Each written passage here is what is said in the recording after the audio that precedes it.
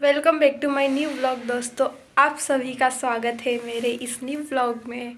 तो गाइज़, अभी है ना बज गई है सुबह के 7 और हम लोग अभी आज है ना घर से वापस भोपाल जा रहे हैं। तो हम लोगों की बस आने वाली है 7:15 पे। तो अभी हम लोगों ने सब पैकिंग कर ली है, मैंने और मेरे भाई ने।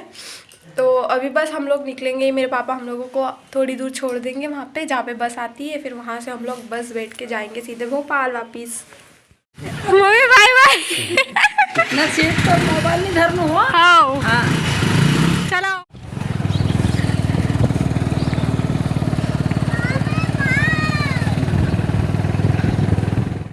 तो गाइज़, मेरे पापा ने मुझे और मेरे भाई को बस बिठा दी है। अभी हम लोग सीधा इंदौर में उतरेंगे।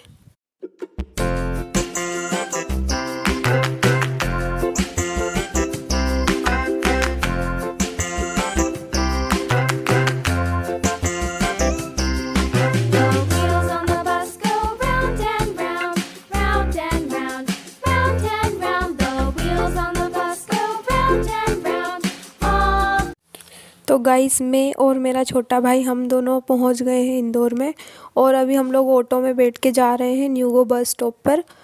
फिर वहां से हमको पिकअप वैन लेने आएगी, फिर वहां से हम लोग बस में बैठ के सीधे भोपाल के लिए निकल जाएंगे फिर।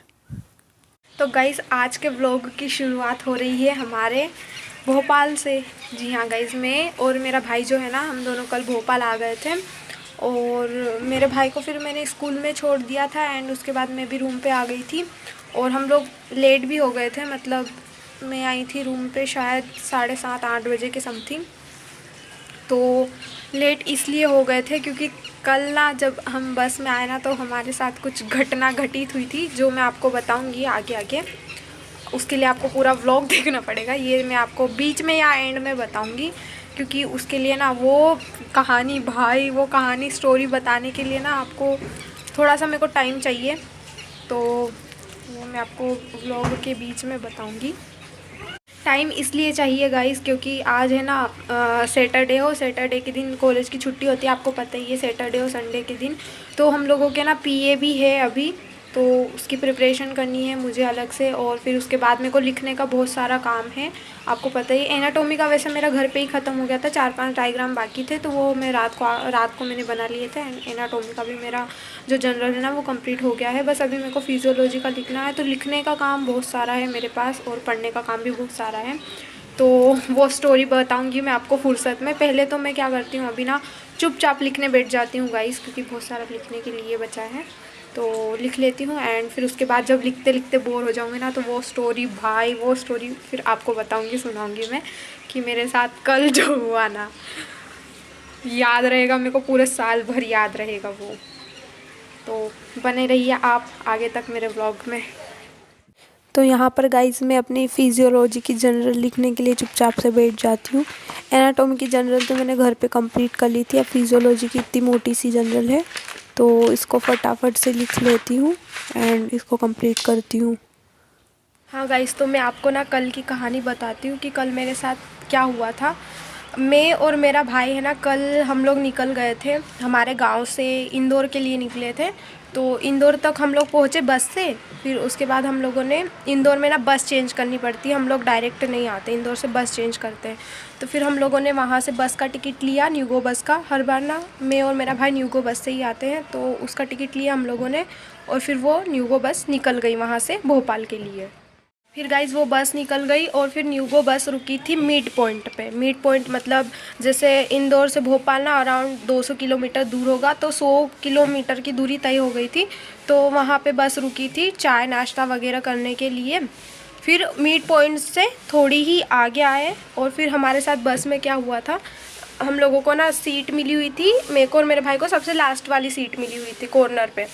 तो हमारे पास में एक भैया बैठे थे, तो वहाँ से ना सीट के पास से पता नहीं क्या हुआ, ऐसे धुआं निकल रहा था। हम लोगों ने तो ध्यान नहीं दिया। फिर वो भैया एकदम से ऐसे उठे और फिर बस में ज़ोर से चिल्लाए कि अरे यहाँ तो धुआं निकल रहा है। फिर हम लोगों ने देखा तो वहाँ पे शायद कुछ आग वाग लग गई थी।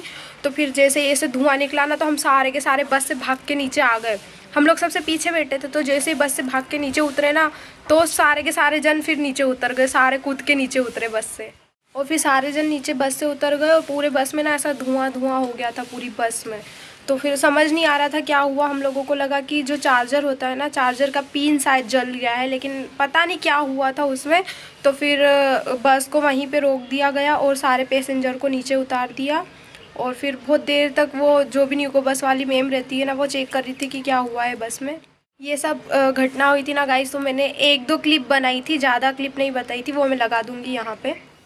तो यहाँ पर देखो गाइस, सारे पैसेंजर्स को बस से नीचे उतार दिया गया था। हम लोग गाइस इधर रास्ते में ही उतर गए। हम लोगों की बस से अब धुआं निकल रहा है। तो यहाँ पर सारे के सारे पैसेंजर और मैं और मेरा भाई भी सारे जन वेट कर रहे थे कि कब ये बस ठीक होगी और हम इसमें बैठेंगे वापस।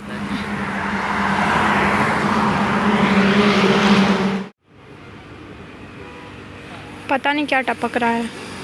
तो गाइस हम लोगों ने हमारे बैग भी नीचे उतार लिए थे, क्योंकि सब पैसेंजर ने बैग भी उतार लिए थे अपने अपने। और यहाँ पर ये अंकल लोग यहाँ पे खड़े होके देख रहे थे बस में कि क्या हुआ है, बस में चेक कर रहे थे सारे।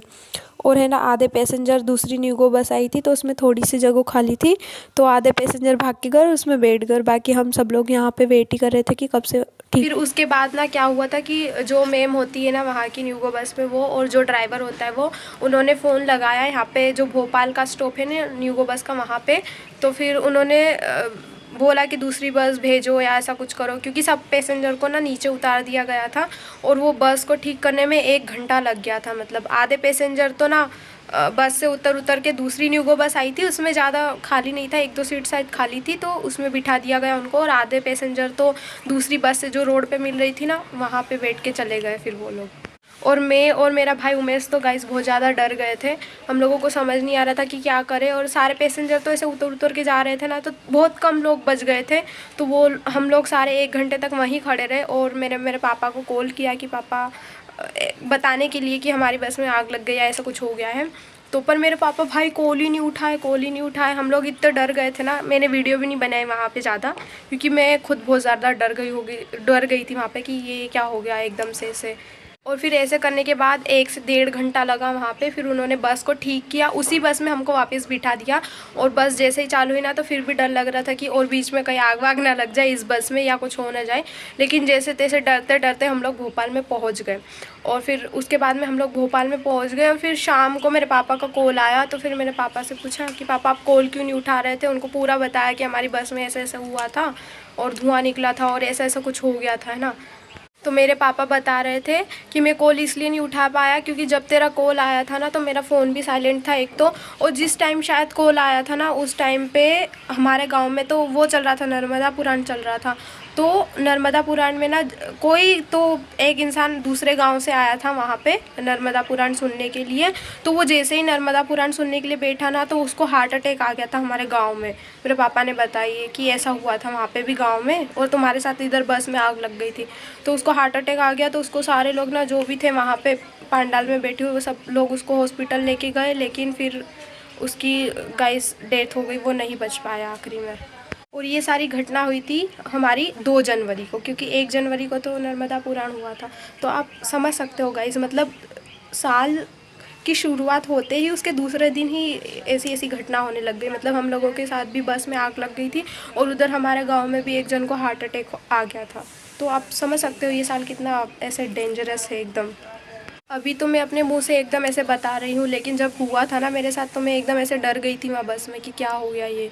और फिर मेरे पापा ने जब कॉल करके ये सब बताया ना, तो मतलब मैं तो उस रात को थोड़ा सो ही नहीं पाई कि क्या चल रहा है ये सब ऐसे। बाकी गाइज़ मैं तो भगवान से यही प्रे करूँगी कि इस साल 2026 में ऐसी ऐसी घटनाएँ मेरे साथ ना हो भाई, और आप लोगों के साथ भी ऐसी ऐसी घटनाएँ ना हो।